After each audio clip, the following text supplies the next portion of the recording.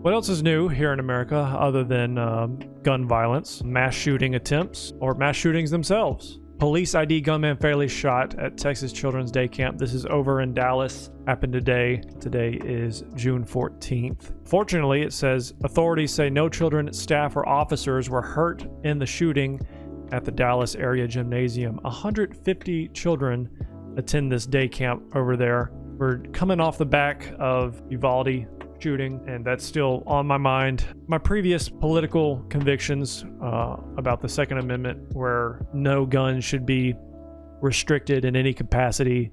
I think citizens who arm themselves against the government are good because it'll keep the government in check. And since having time to think about how I feel about my politics in general and inevitably switch it more towards I want to say centrist, but it's really more left-leaning in some cases, scenarios, depending on if we're talking about policies or cultural issues. And I see now that, like, what the fuck is the point of someone having an AR-15? I mean, an AR-15 is a good gun for gun manufacturers and gun stores to be selling because there's so many upgrades that you can do to the gun, which of course is a cycle of money spent. It's good revenue for these places to be selling these parts. Practically speaking, the only thing it's really useful for is just annihilation, just killing people, essentially. I think we have this gun culture that has been very prominent. People like fetishize firearms. I think that it's proper to have firearms to defend yourself, especially defend your home, defend your family, maybe even to defend against government encroaching on you. I mean, look at history. I'm just going to point out Nazi Germany. I'm pointing out Ukraine and Russia scenario that's happening right now. I think it's important for its citizens to defend itself. I mean, a dude with an AR-15 shooting out of his window, if the military is coming to put it into this force or whatever it is, they have a fucking tank, my guy. They're gonna blow the house up.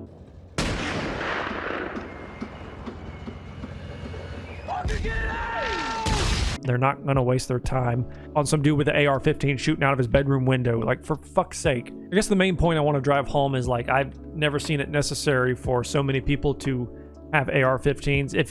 If we don't get AR-15s altogether, we should just at least at the bare minimum put restrictions on it to a degree where you have to be old enough to buy it, or maybe have a special license to carry certain weapons and stuff. But there seems to be no middle ground with gun right advocates because of this crazy fetishization of guns in our culture, where it seems like there are no guns that are off limits. We've seen it time and time again that in these scenarios of mass shootings, that the good guy with a gun theory never pans out, because the bad guy that has the gun is the gun that kills the most people.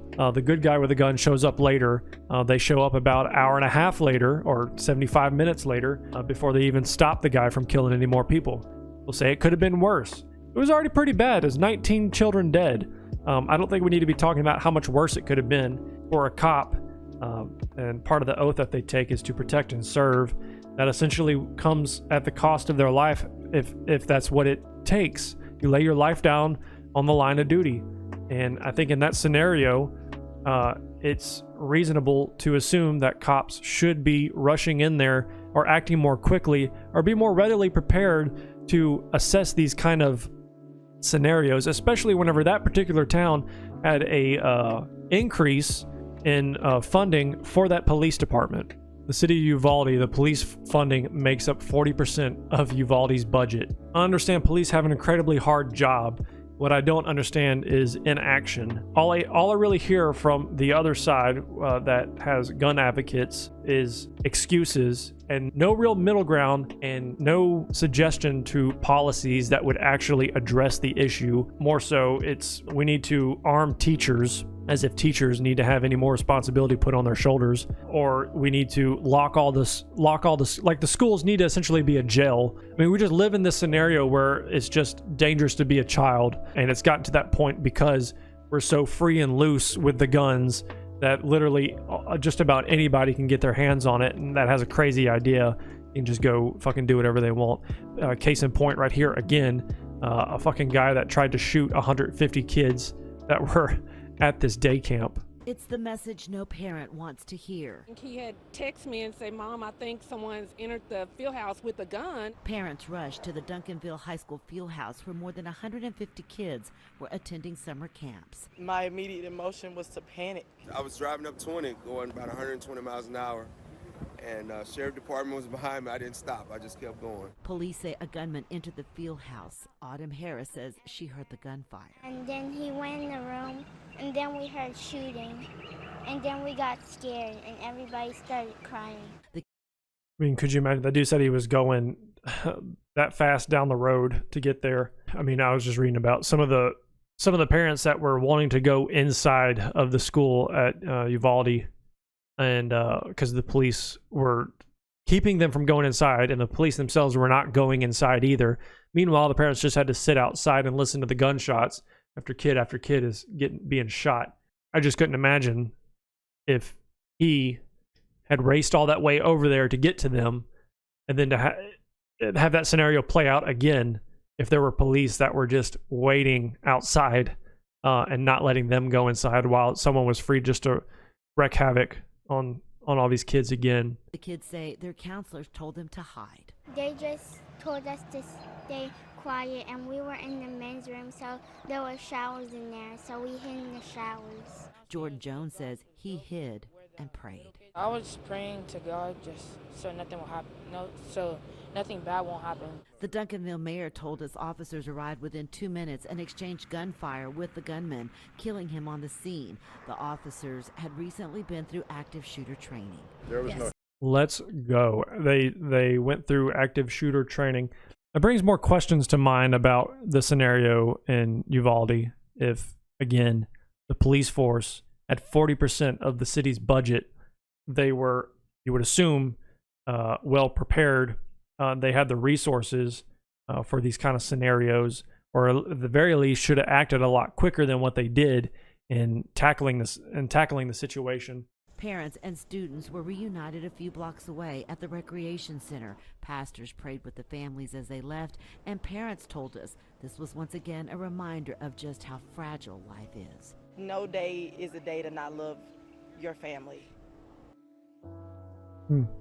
No children, staff, or police were injured in the incident involving the handgun-wielding man. Okay, so this guy had a handgun. Imagine that he, for a moment, he had something a little bit more devastating, maybe like an AR-15 or something, how that scenario would have went. I'm hoping that he still would have been fucking shot and killed, but there's no question that a rifle like an AR-15 is going to output a lot more damage and firepower a lot more quickly than a handgun would, and it would really give the police force there a run for their money. I feel like a lot of this is just super apparent and obvious about what needs to happen, but there's just too many people making excuses. Duncanville police say the man entered the facility's lobby with a handgun and fired a shot during a discussion with a staff member. Police say the gunman then tried to enter a classroom containing children. The door was locked. He fired one shot into the door. Police say the man then went to the gym, which also contained children. That's when police arrived and shot the man in an exchange gunfire. So he was inside. He went to the gym where there was children, but by that time the police had showed up to stop him. Fucking shot his ass before he could kill any kids. Way too close for comfort. Obviously, we're not going to stop every shooting if AR-15s are heavily restricted or even done away with, but it will definitely put a big dent in the amount of mass shootings that are capable of happening if we actually take some appropriate action to address what really matters here, and that's systemic issues about how easy it is to get access to firearms that can literally annihilate life in a matter of minutes. And two things here. Obviously a gun issue, then Republicans say it's a mental health issue, but the Republicans who say it's a mental health issue take no action whatsoever to even address the mental health issues. Governor Greg Abbott attributes mass shootings to mental health issues a month after cutting $211 million from Mental Health Commission. We as a state, we as a society need to do a better job with mental health. Anybody who shoots somebody else has a mental health challenge, period. We as a government need to find a way to target that mental health challenge and to do something about it. Those were the words of Texas Governor Greg Abbott. Abbott has doubled down on his stance that the mass shootings are an issue of mental health and not gun access. However, in April, Abbott slashed nearly $211 million from the Health and Human Services Commission, which oversees mental health services in Texas. So yeah, go fuck yourself if you're talking about it's not a gun problem, it's a mental health problem. And then you're voting for people who are cutting all these social safety nets that are supposed to provide for a community, it's supposed to help people out, and instead you're more concerned about your stupid fucking guns than you are people getting adequate mental health care.